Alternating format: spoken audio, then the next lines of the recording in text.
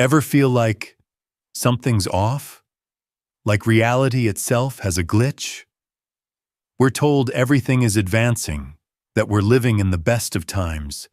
And in some ways, that's true. There are marvels all around us. But scratch beneath the surface and you see the cracks. A world wildly out of balance. A world where rewards aren't going where they should. You work hard. You play by the rules. You hustle, grind, push yourself harder than ever. The promise was simple. Put in the effort, climb the ladder, and you'll make it. But what if the ladder is broken? What if the rungs are missing, rotted, or greased, so that no matter how high you try to climb, you stay stuck? Worse still, while you scramble for footholds, someone else is already at the top, pulling the strings, hoarding the rewards, rewriting the game in their favor. How did we get here? How did this massive disconnect happen between effort and reward, between those at the top and everyone else? Here's the truth. It's not an accident. It's not just the way things are. The system was built this way, designed, perfected over centuries, by a certain kind of person, a certain kind of man, men who saw the world not as a shared home, but as a prize to be taken, to be controlled, to be conquered. They weren't just opportunists, they were architects. They built the foundations of wealth and inequality, and their story is darker than you think.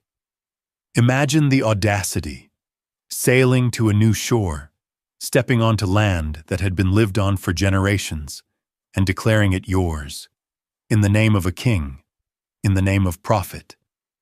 They called it discovery, but we call it what it was: theft. Entire continents carved up like slices of cake, divided among the powerful, resources stripped, lives erased, cultures wiped out, not for survival, not for necessity, but for spices, for gold, for sugar, for profit, for power. The men in charge? Kings, yes, but also merchants, private companies, those who stayed in the shadows while pulling the strings. They accumulated fortunes beyond comprehension, and in doing so, they set the stage for the world we live in now. Then came the machines. The Industrial Revolution wasn't just about technology, it was about control. A new kind of theft, the theft of labor. People left their lands, their farms, their homes, pouring into cities desperate for work. And waiting for them? A brutal system, built to wring every drop of value from their sweat. Factories sprang up like prisons. Workdays stretched from dawn to dusk. Wages kept low. Safety ignored. Children, as young as 5, forced into labor. Their bodies broken. Their futures stolen. All in the name of progress. The factory owners called themselves job creators. They praised themselves for their efficiency, their innovation. But at what cost? Their wealth was built on exploitation, on suffering, on the systematic undervaluing of human life. Today, the theft is harder to see. It doesn't happen in fields or factories. It happens in skyscrapers, on screens, in the digital ether. Money no longer comes from making things. It comes from moving numbers, manipulating markets, betting on economies. They don't build wealth, they extract it. They gamble with our pensions, our homes, our future. And when they lose, they don't suffer the consequences. We do. They call it finance, investment, wealth management. But it's a casino, and the house always wins. A rigged game designed to funnel money upwards. And the men running this game? They're the new kings of the world. How do you steal the world and never face consequences? Simple. Make it legal, or at least legal-ish. These men don't just break the rules. They rewrite them. They lobby for loopholes. They stash wealth in offshore accounts. They make sure their profits are protected while the rest of us pay the price. Governments don't hold them accountable. Governments work for them. They control the system, the laws, the economy, and they make sure it all works in their favor. This isn't just about numbers on a spreadsheet. It's about real lives, real consequences.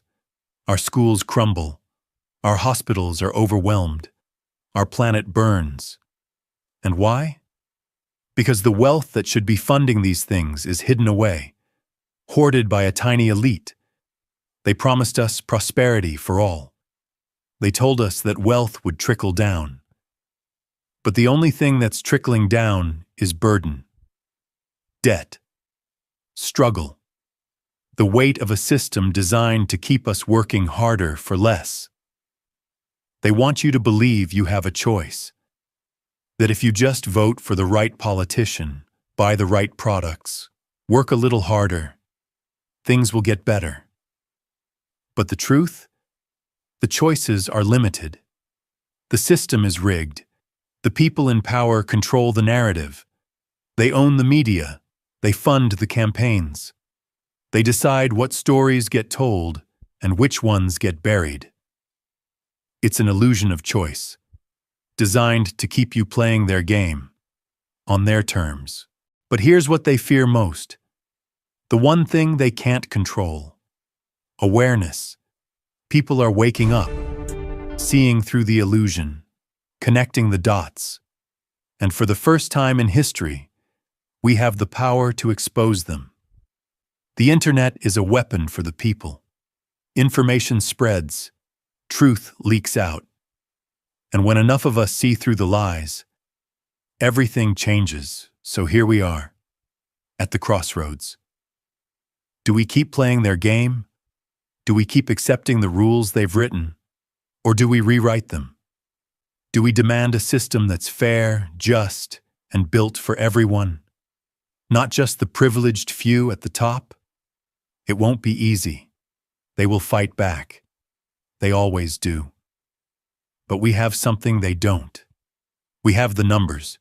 We have the truth. And most importantly, we have each other. The men who stole the world, their time is running out. Because a world that wakes up is a world that can be reclaimed. Share this story. Start the conversation. Join the awakening.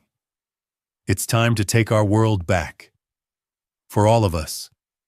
Let's discuss in the comments section.